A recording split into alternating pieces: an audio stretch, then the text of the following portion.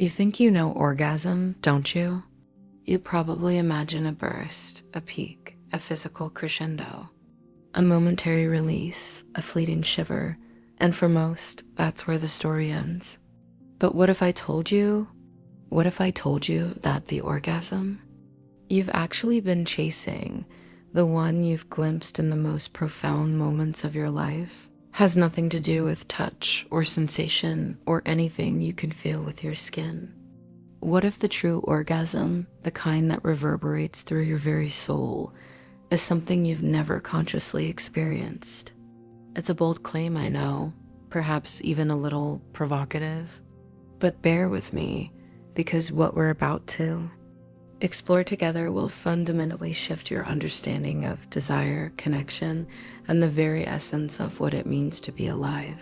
For centuries, we've been conditioned to view this word, this powerful concept, through a narrow, almost reductionist lens. It's been confined to the bedroom, whispered in hushed tones, shrouded in expectation and often disappointment. But what if that's just a fraction of the truth? What if the real climax isn't a physical sensation at all, but a spiritual one? A profound union, not of bodies, but of consciousness? This isn't some abstract philosophical exercise. This is about your life, your deepest longings, and the untapped potential within you.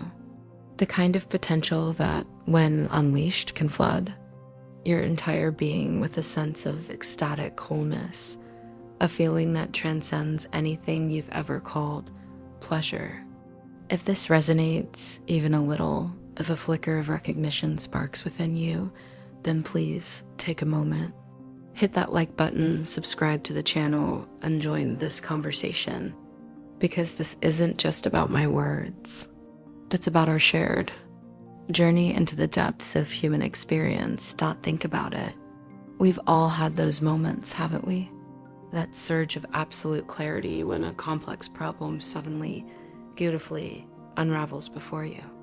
The breathless awe standing before a majestic landscape, feeling utterly, exquisitely connected to something vast and ancient.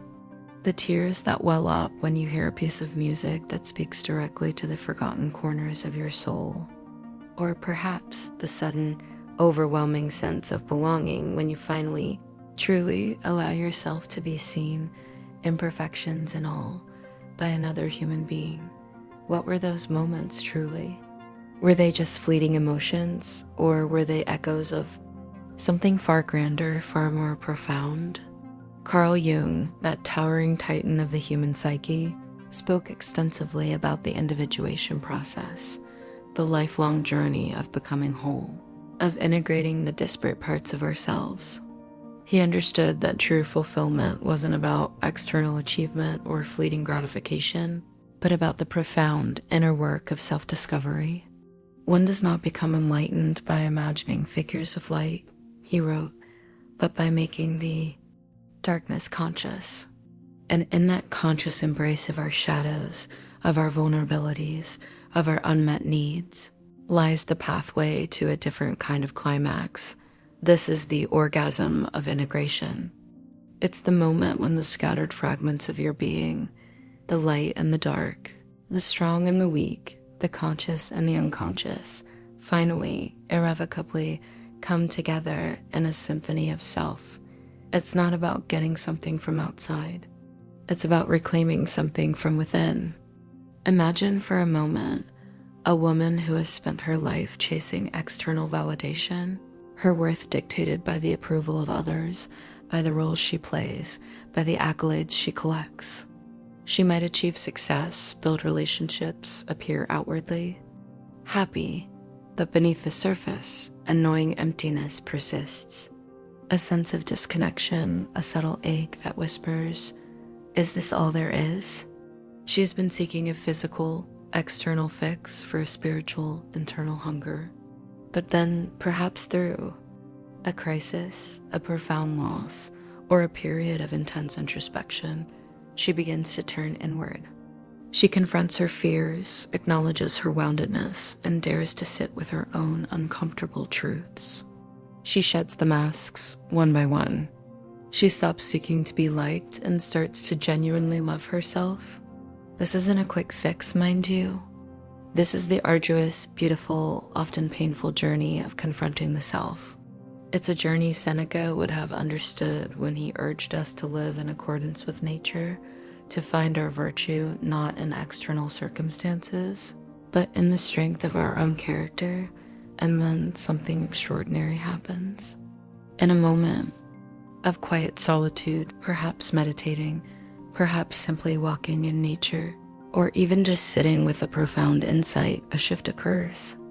It's not a sudden explosion, but a deep, resonant hum that vibrates through her very core, a feeling of profound rightness. The need to be something, to prove something, vanishes. The self-consciousness dissolves. She feels utterly complete, utterly present, utterly alive. This isn't about being alone versus being lonely.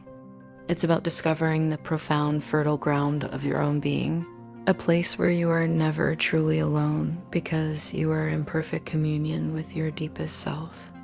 It's the realization that you don't need anything external to complete you because you are already whole. This is the orgasm of self-acceptance. It's the exquisite release of all the struggle, all the striving, all the yearning to be something more than you already are. We live in a world that constantly bombards us with messages of lack, of what we don't have, of what we need to acquire to be happy. This constant pursuit of external gratification keeps us perpetually starved for a satisfaction that can only be found within. It's a cunning trick, isn't it? The more we chase the physical, the more elusive the spiritual becomes. But what if we flip the script? What if we understood that the truest, most profound forms of pleasure arise not from consumption, but from creation, not from taking, but from being? This is the orgasm of creative flow. Think of the artist lost in their work, the musician channeling a melody from the ether, the writer pouring their soul onto the page. In those moments, there's no self-consciousness, no ego, just pure, unadulterated absorption. The boundaries between self and creation dissolve. Time ceases to exist. There's a surge of energy, an undeniable rush, a feeling of being utterly, completely alive and connected to something far grander than oneself. This isn't about a physical release. It's about a spiritual communion, a profound merging with the creative force of the universe.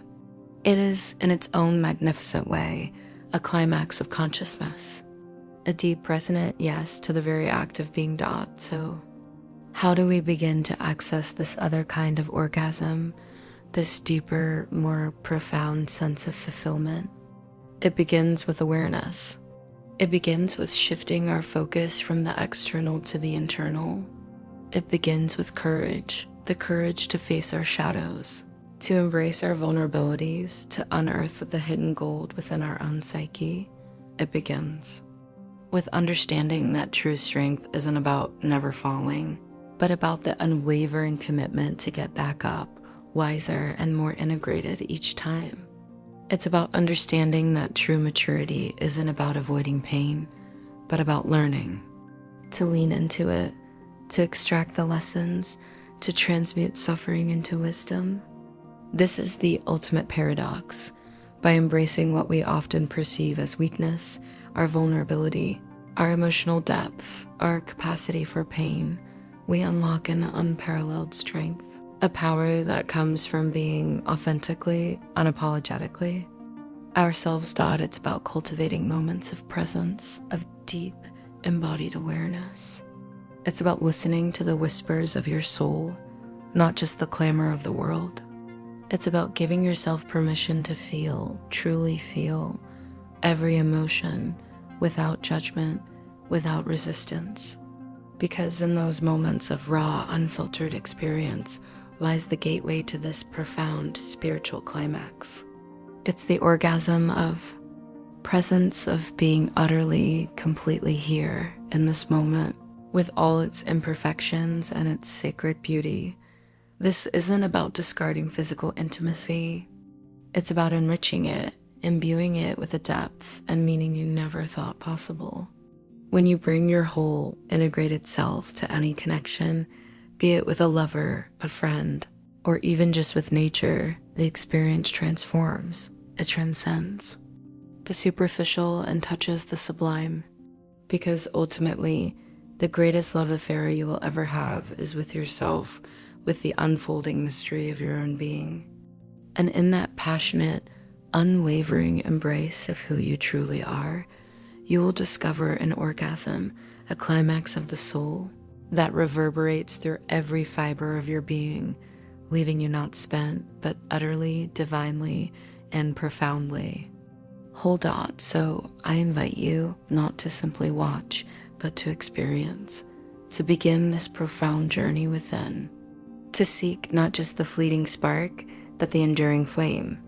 If this message has resonated with you, if it has stirred something deep within your soul, then please consider liking this video, sharing it with someone who needs to hear this, and subscribing to this channel. Let's continue this conversation, this exploration, into the magnificent depths of what it truly means to be human, because the greatest adventure, the most profound orgasm, is always waiting within.